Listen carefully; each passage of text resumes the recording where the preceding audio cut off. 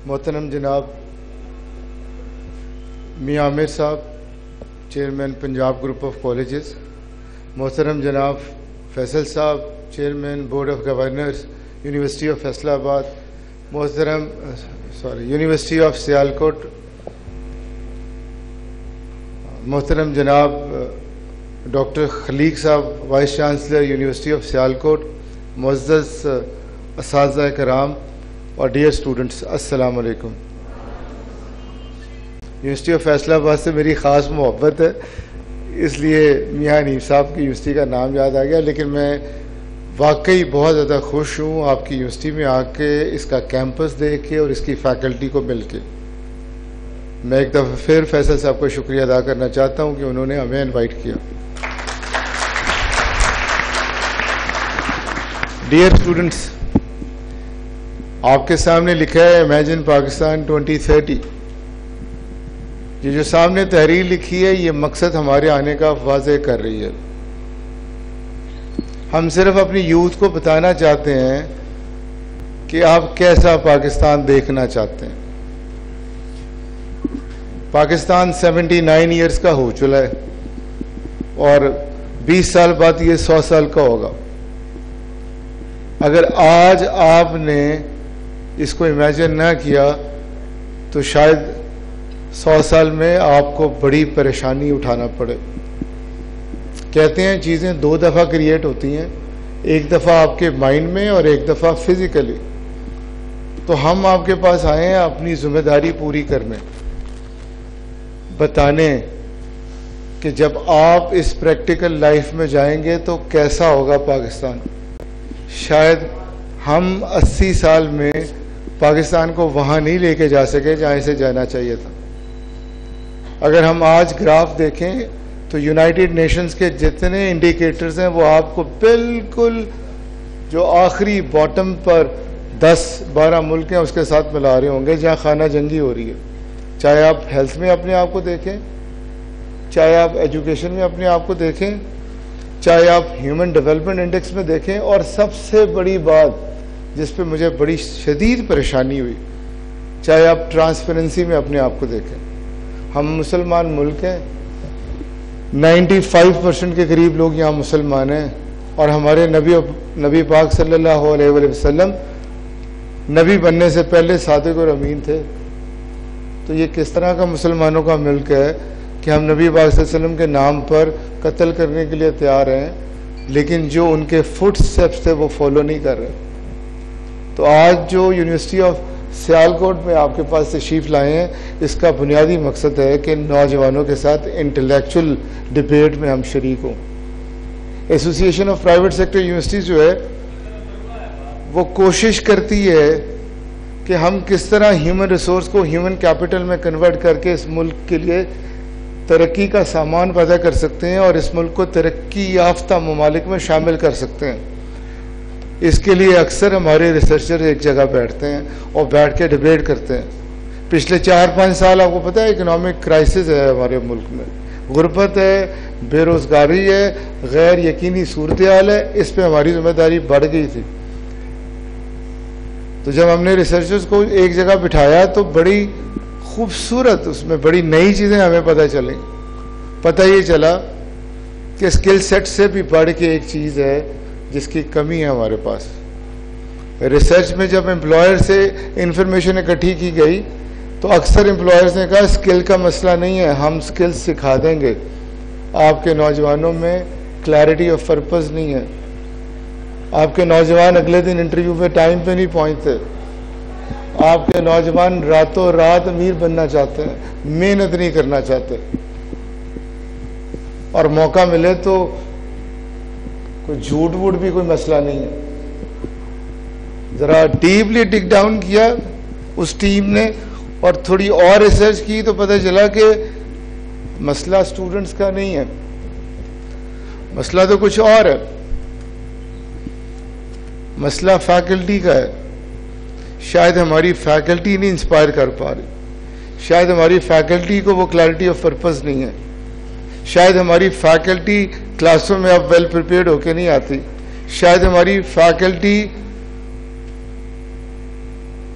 وہ جو سکھانا ہے بچے کو وہ نہیں سکھا سکتی. ہم ڈاکٹر انجینئر اور پائلٹ تو بنا رہے ہیں لیکن اس اے آئی کے دور میں انسان نہیں بنا پا رہے. اس پر ایپسپ نے کریکٹر ماسٹری کے پروجیکٹ کا آغاز کیا اور یہ بیٹھ کے دیکھا کہ کس طرح ہم ان چیزوں پر قابو پا سکتے ہیں. تو بڑا ہی آسان طریقہ ملا. جب بھی آپ نے اپنا کریکٹر بلڈ کرنا ہوتا ہے تو رول ماڈل بنا لیں, کسی ایک کو رول ماڈل بنا دیں, اسے فالو کرنا شروع کر دیں, آپ کامیاب ہو جائیں گے. تو رول ماڈل کی تلاش شروع کی تو اللہ تعالیٰ نے ہمیں موقع دیا کہ دنیا کے سب سے بڑے لیڈر تک ہم پہنچے. ایسے لیڈر جنہوں نے بہت تھوڑے ریسورسز میں بہت بڑی چینج لے کر آ گئے تھے. اور ہم انٹلیکچوئل ڈبیٹ کر رہے ہیں, ہم کوئی مذہبی ڈبیٹ نہیں کر رہے تھے, ہم تو خالصتاً ریسرچ کر رہے تھے. تو اس ریسرچ میں قائد اعظم علامہ اقبال اور امریکن پریزیڈنٹ سے بہت آگے ہم جا کے پہنچے. اور جو سب سے بڑے لیڈر تھے, ہسٹورینز, جو ویسٹ کے ہسٹورین تھے, جو مسلمان نہیں تھے, وہ بتاتے ہیں کہ اس دنیا میں سب سے بڑی چینج نبی پاک صلی اللہ علیہ وسلم لے کے آئے.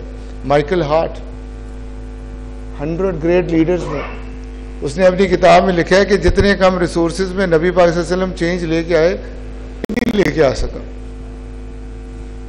تو تھوڑی مجھے پریشانی ہوئی کہ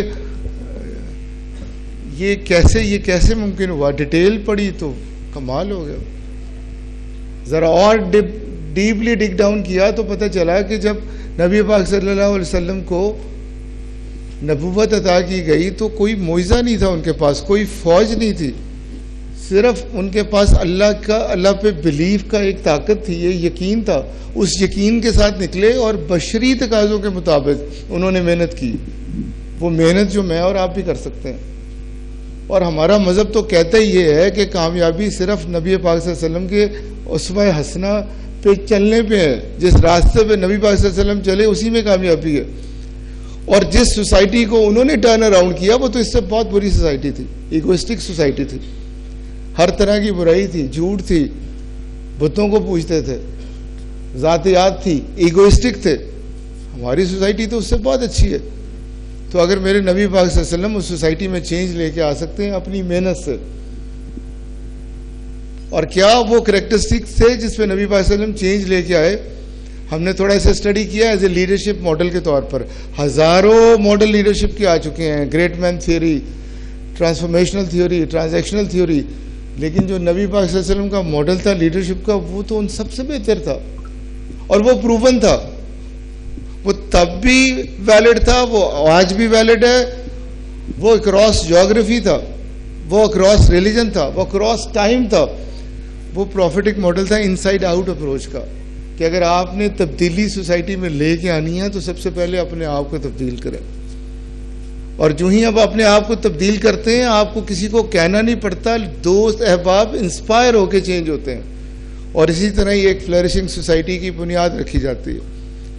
تو نبی پاک صلی اللہ علیہ وسلم کا جو پروفیٹک ماڈل تھا اس میں پرسنل چینج سے چیزیں سٹارٹ ہوتی تھی. اور اگر آج ہم یہ چینج لے آئیں تو وہ برکت ہمارے اندر بھی آ سکتی ہے. جو کامیابیاں نبی پاک صلی اللہ علیہ وسلم کو ملی اللہ تعالیٰ وہ ہمیں بھی عطا کر سکتا ہے, لیکن ہمیں ان کا کردار اپنانا ہوگا. وہ کردار کیا تھا؟ سب سے بڑی طاقت جو ان کے پاس تھی وہ بلیف ان اللہ تھا. جب اللہ پہ یقین آ جاتا ہے تو آپ کو کسی کا خوف نہیں رہتا, تو آپ پرسسٹنٹ ہو جاتے ہیں اپنے ایم پہ, تو آپ کے پاس ایک بڑا پرپز آ جاتا ہے. تو آپ ہر فیصلہ اس روشنی میں کرتے ہیں کہ اللہ کو کیا پسند ہے کیا نہیں پسند. دوسرا آنیسٹی اینڈ انٹیگریٹی. میرے نبی پاک صلی اللہ علیہ وسلم پہلے ایماندار تھے پھر نبی تھے. تیسرا ذمہ داری. آپ دیکھیں کس ذمہ داری سے انہوں نے اپنا میسج جو ہے وہ کونے کونے تک پہنچایا, عرب کے ایک ایک کونے تک پہنچایا. اور خطبہ حجۃ الوداع میں 1.25 لاکھ لوگوں تک یہ میسج پہنچا جو ٹرینرز ہو کے تیار ہو کے آگے گئے, اور انہوں نے پوچھا میں نے اپنی ذمہ داری پوری کر لی, پیغام پہنچ گیا. 3 دفعہ ہاتھ اٹھا کے پوچھا اور پھر ذمہ داری دی وہاں جو لوگ بیٹھے تھے کہ اب یہ تمہاری ذمہ داری. افسوس ہم وہ ذمہ داری نہیں پوری کر سکے. ہم نے دین اور دنیا کو علیحدہ کر دیا. ہمیں مولانا حضرات نے سمجھایا کہ دنیا میں ذلیل ہونا ہے, جو ملنا ہے آخرت میں ملنا ہے. یہ غلط ہے دوستو. کیونکہ مجھے جو دعا سکھائی گئی ہے وہ تو ربنا آتنا فی الدنیا حسنۃ وفی الآخرۃ،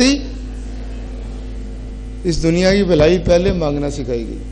کیسے ہو سکتا ہے کہ نبی کے راستے میں کامیابی نہ ہو؟ اگر آپ پرسنل برانڈ بنانا چاہتے ہیں سچائی کے بغیر کیسے بنے گا؟ اگر آپ پروفیشنل برانڈ بنانا چاہتے ہیں ذمہ داری کے بغیر کیسے بنے گا؟ ایمپتھی کے بغیر کیسے بنے گا؟ کمپیشن کے بغیر کیسے بنے گا؟ سیلف کنٹرول کے بغیر کیسے بنے گا؟ سیلف لیس سروس کے بغیر کیسے بنے گا؟ ہیوملٹی کے بغیر کیسے بنے گا؟ تو اللہ تعالیٰ کا شکر ہے کہ یہ جو ایپسپ کی ریسرچرز کی ٹیم تھی، اس نے نبی پاک صلی اللہ علیہ وسلم کا وہ ماڈل دریافت کیا جو انسائڈ آؤٹ اپروچ پہ تھا، جس پہ بندہ اپنے آپ کو بدل کے پھر اپنے عزیزوں کو چینج کرتا ہے اور پھر سوسائٹی کو چینج کرتا ہے.